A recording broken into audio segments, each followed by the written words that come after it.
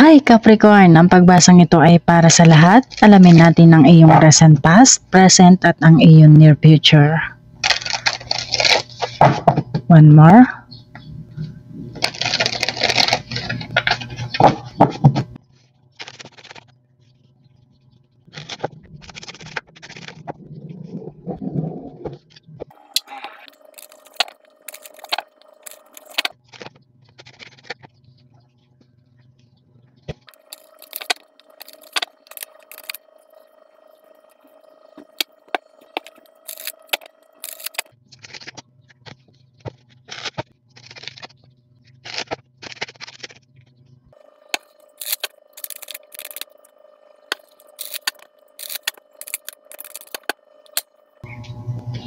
Okay, Capricorn, nakikita sa iyong recent past na nagkaroon ka ng magandang balita. Maaaring nagkaroon ka ng balita about sa pregnancy. At yung iba sa inyo, na-discover mo sa iyong sarili na meron ka pang kakaibang kakayahan. Maaaring yung iba sa inyo ay nakapag-isip o gumawa na hindi mo akalain na magiging maayos. Maaaring ito ay sa business. Nakikita dito yung pagiging creative mo. Marahil hindi mo akalain na ikaw ay kikita sa iyong naisip. Meron ka pang ibang kakayahan, may potential ka o talento na siyang magiging dahilan ng iyong ikagiginhawa. O maaaring yung iba sa inyo ay patuloy na naghahanap ng pagbabago sa iyong buhay. Nakikita dito yung lakas ng iyong loob, ang kagandahan ng pagbabago. Marami ka pang hinahanap, lalong-lalo na yung iba sa inyo hindi pa nakukontento. Lalong-lalo na pagdating sa mga material na bagay. Maaaring ikaw ay dumating sa puntong ikaw ay namili o nagdesisyon, Capricorn. O maaaring magkabaligtad, Capricorn. Maaaring ang iyong person dumating sa punto na dapat na siya ay mamili. Yung iba sa inyo, maaaring may kumontra sa iyong relasyon. Maaaring kumontra dito ang isang babae. Ang babaeng ito ay matapang, malakas ang loob. Dahil sa kanyang lakas ng loob, may pagkamaangas ang dating ng babaeng ito. Bagamat mapagmahal siya, pero may ugali itong palaaway. May pagkabasag ulera. Sa palagay mo, hindi ikaw ito, Capricorn, meron taong ganito sa buhay mo, sa iyong nakaraan. O marahil nagkaroon ng problema yung iba sa inyo pagdating sa relasyon, na hindi ka basta-basta magpapatalo. At yung iba naman sa inyo nakatuon sa mga material na bagay, kaya nawawalan kayo ng time ng iyong person. Nagkakaroon ng sumbatan, nakatuon kayo kung papaano kayo magkakaroon. Busy kayo sa pagpapaunlad ng inyong buhay. Kung nakikita sa iyong nakaraan ang katapangan at pagkakaroon ng determinasyon ng isang babae, nakikita rin dito yung pagiging emotional o immature ng isang lalaki. Uncaring, unkind. Nakikita dito yung pagiging moody, unbalanced, masyadong controlling, may pagka-violento din ito. Marahil ito ang iyong person na tinututulan ng iyong magulang o ng iyong mother, kaya nagka-problema sa inyong relasyon. Maaaring may narinig na balita about sa pag-cheat. Hindi niya kaya ang kanyang responsibilidad. Meron siyang bitterness sa kanyang buhay kung alam niya na mahina ang isang tao sasamantalahin niya. At hindi katiwa-tiwala ang taong ito. Kung nakikita dito ang isang babaeng independent, ang lalaking ito naman ay nakadepende. Cold ang lalaking ito sa partner. O maaaring yung iba sa inyo ay nagkaroon ng relasyon sa isang taong may asawa na. Sa pagkakaroon ng mga pagbabago sa iyong nakaraan, nakikita sa iyong present na sitwasyon na meron kang problema sa iyong pamilya. Nakikita dito ang pagkakahiwa-hiwalay. Ito yung mga unexpected changes. Rocky foundation, losing everything. Nandyan yung pagkakagalit-galit about sa pera. Nandito rin yung pagpapakasal para lamang sa pera, para lamang guminhawa. Mga insecurity at stability sa iyong buhay. Yung iba sa inyo winawarningan sa mga hindi magandang gawain o mga illegal na ginagawa. Maaaring dumadaan sa pagsubok ang inyong pamilya sa kasulukuyan, Capricorn. Dumadaan ka sa mga mahihirap na pagsubok. Ito yung opportunity na kailangan matuto ka. Ang mga nakaka-challenge na sitwasyon ay nagbibigay sa iyo ng opportunity para ikaw ay mag-grow. Maaaring may nakakaranas na hindi pinapanagutan ang pinagbubuntis, na siyang nagiging dahilan ng mga argumento Maaaring hindi sinusuportahan ang taong nagdadalang tao. Para naman sa mga single, maaaring magkaroon ka ng karelasyon ngunit ito ay hindi magtatagal. Para sa mga nagsimula ng business sa iyong near past, nakikita dito yung success. Kailangan mong maging matalino sa pagmamanage ng iyong pinansyal dahil nakikita dito ang bankruptcy. Para naman sa iba, harapin mo ang totoong sitwasyon mo, Capricorn. Huwag kang magpanggap na walang problema sa iyong pinansyal. Maaaring makaranas ng mga depression, anxiety. Maaaring dahil sa iyong stress ayaw mo nang lumabas ng bahay. At magtiwala ka sa iyong nararamdaman o sa iyong instinct, Capricorn. Kung ikaw ay may negosyo, huwag mong pamihasahin na ang iyong pamilya ay umasa na lamang ng umasa sa iyo. Lalong-lalo na sa mga nagsisimula pa lamang. Nakikita dito na maaari magkaroon ka ng pera. Pero ang pinagmulan ng perang ito sana ay sa malinis na paraan. At sa iyong kasalukuyan, ang isang tradisyon ay nasira. Lumapit ka sa isang matandang lalaki. Tutulungan ka nito. Four of Swords. I-try mong mag-relax muna sa mga namomroblema, lalong-lalo na sa nakakaranas ng pagbubuntis.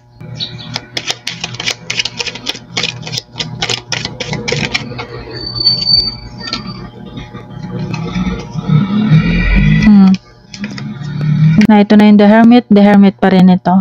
Nagiging antisocial na yung iba sa inyo, na bumabalik ang iyo nagiging problema, bumabalik ang nagpapasakit sa iyo ng ulo. Huwag mong ikahiya kung ano ang nangyayari sa iyo, Capricorn. Huwag kang matakot na ikaw ay lumabas at harapin ang iyong mga problema, Capricorn. Kung ikaw ay nakakaranas na inabandon na ng iyong person, kailangan maging fighter ka. Maaaring ang iyong person ay busy lamang kaya nawawalan kayo ng connection o communication. Para naman sa mga namomroblema sa pinansyal, maaaring may taong makatulong sa iyo or maaaring itong taong ito ay makahingi ng tulong para sa iyo. Para naman sa mga may sapat na pinansyal o walang problema ngayon sa pinansyal, sinasabi dito o ipinaparamdam sa iyo na paminsan-minsan ay hindi masama ang tumulong. Dahil ikaw ang meron ngayon, ikaw ang merong kakayahan na tumulong sa iba. Yung iba sa inyo maaaring makakuha ka ng tulong sa iyong amo o sa iyong boss. Huwag kang matakot sa mga pagbabago dahil yan ay temporary lamang, Capricorn. Makinig ka sa isang katulad ng The Emperor. Ito ay father figure. Siya ang unang-unang makakatulong sa iyo. Siya ay may kakayahang umayos sa mga problema sa relasyon.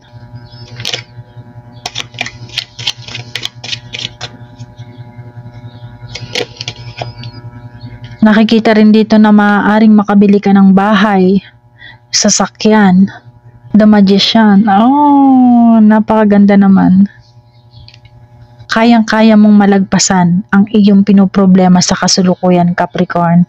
Tulad ng sinabi ko sa iyo kanina, huwag mong ikahiya kung ano man ang mga nangyayari sa iyo. Huwag mong pansinin ang mga matang mapanghusga. Maganda ang resulta para sa mga naghahanap ng trabaho. Eight of Swords. Nabubulagan ka sa iyong sitwasyon, nabubulagan ka sa mga nangyayari sa iyo, Capricorn. Nahuhusgahan ka ng hindi tama, nahuhusgahan ka ng hindi maganda. Mahirap magkaroon ng psychological issue, kaya huwag kang magpapatalo sa iyong negative energy. Kung ikaw ang biktima dito, may kakayahan kang makaalis sa iyong sitwasyon dahil nandito ang The Magician. Alam mo sa sarili mo na meron kang kakayahan, natatalo ka lang ng negative attitudes mo. Malalagpasan ang mga krisis. Malalagpasan mo ang mga krisis lalong-lalo na sa pinansyal. Kung nanghihina ka na dahil wala kang magawa, hindi mo nakikita ang pag-unlad. Sabi nga, you are the master of your own destiny. Kung ayaw mo sa iyong kasulukuyan na sitwasyon, you do have the power to change it. Kung namumroblema ka sa pinansyal, huwag mong kalimutan. You need to get creative and think outside of the box if you want to make more money. There are ways to get what you want. Kailangan mong lumabas upang makita mo ang liwanag, ang mga kasagutan sa iyong kasalukuyan na sitwasyon. At dahil dyan, ito ang iyong near future. Kailangan mo ng kakontentuhan sa iyong buhay. Huwag kang umiwas sa dapat na pagbabago. Hanggang sa pagtulog mo, daladala mo ang mga problema mo, Capricorn. Ang mga hinihiling mo. Nakikita dito, nahihirapan ka ng pumili. Kung hindi mo na alam kung alin direksyon ang para sa iyo, huwag kang makipagsapalaran. Kailangan mo munang pagplanuhan dahil nakikita ang tagumpay kung planado ang lahat. Pinag-iingat ka sa iyong pakikipagsapalaran. Nakikita dito ang travel. Kung hindi ikaw ito, Capricorn, nakikita dito may taong aalis. Maaaring may taong mag-let go. Maaaring iyan ang maging problema mo sa iyong near future. May taong magpapabaya.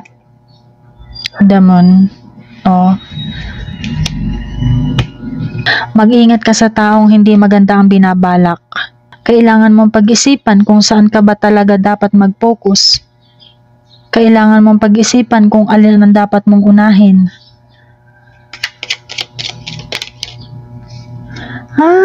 Two of Cups.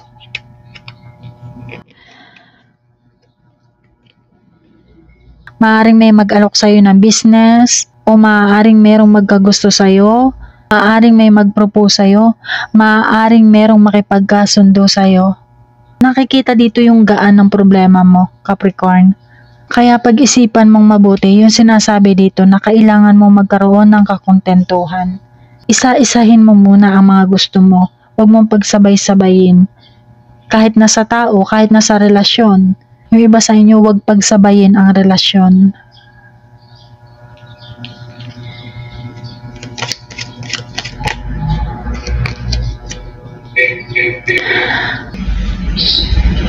Magkaroon ka ng time para sa iyong sarili, lalong-lalo na sa iyong spiritual connection. Humingi ka ng guide. Sa iyong near future nakikita ang pagle-let go. Kaya nakikita rin na maaaring magkaroon ka ng bago.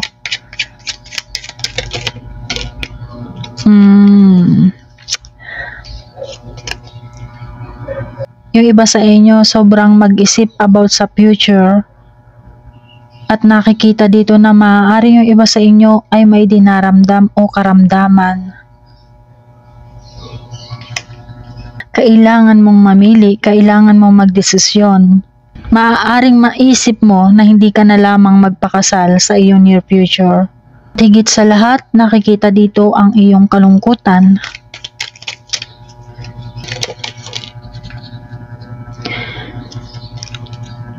Knight of Swords.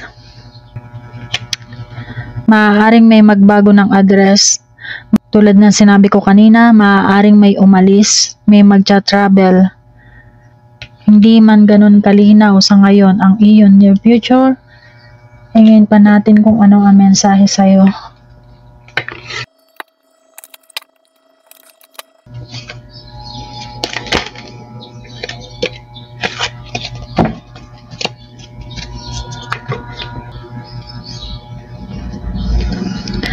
Queen of Air, objective decision making. Napakaganda at bagay na bagay sa iyong sitwasyon. Kinakailangan ang iyong abilidad sa pagdidesisyon sa iyong near future, Capricorn. Nandito ang Two of Wands, nandito ang Two of Cups, at nandito ang Seven of Chalice o Seven of Cups. Dahil sa iyong kalituhan, hindi mo alam kung ano ang dapat mong gagawin, magkaroon ka ng kakontentuhan, at higit sa lahat, kinakailangan ang iyong abilidad sa pagdidesisyon. Wow naman, talaga namang bumabagay ito sa iyong near future. Kaya kinakailangan ang iyong abilidad sa pagdidesisyon sa iyong near future. Napakaganda ng iyong pagbasang ito, Capricorn. Makakatulong ng malaki ang dagdagan mo ang iyong pananalig at humingi ka ng guide kung ikaw ay malilito o nalilito sa iyong sitwasyon, Capricorn. At para naman sa mga nakakaranas ng problema sa iyong person o sa iyong relasyon, alamin natin kung ano ang kanyang mensahe sa iyo, Capricorn.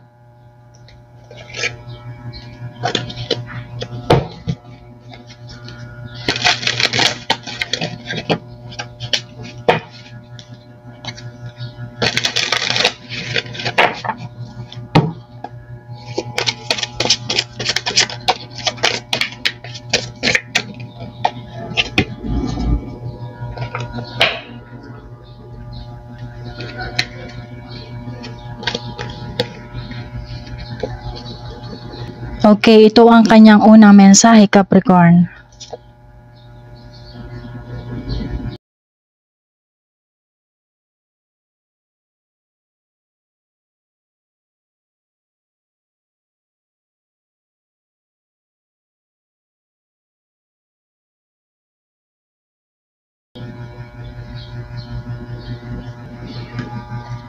Kasunod,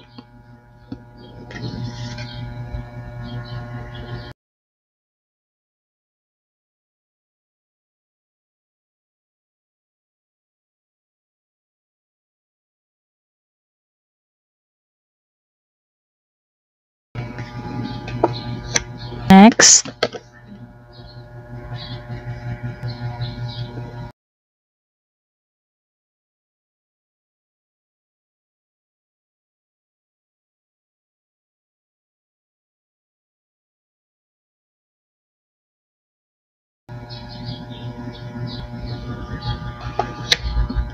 at ang huli,